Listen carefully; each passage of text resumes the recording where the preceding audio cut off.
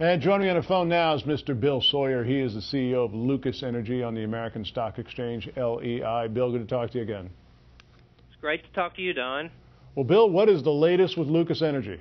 Well, the latest is that we're continuing with the same business plan, putting oil wells on, but at the same time, we're moving into some drilling, and we're actually looking at selling off some assets.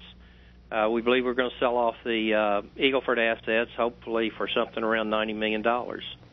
Well, I know that the Eagle Ford asset is one the company's been particularly proud of. What led to the decision to spin it off, Bill?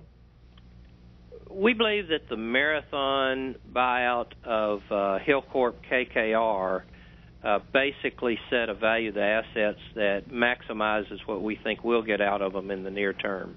And we think that the shareholders would rather us have $3 to $5 per share cash in the company rather than have $3 to $5 in undeveloped assets.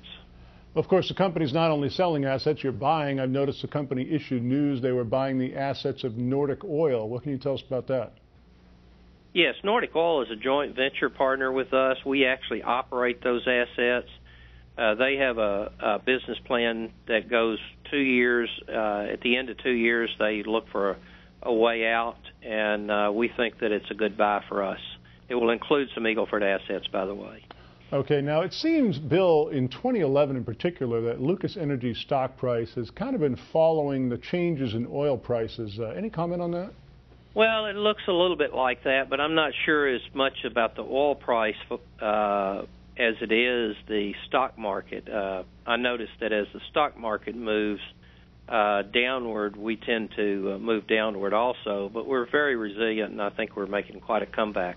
Oil prices really haven't been that much of effect as production. We need to get production up more than we need an oil price to move upward.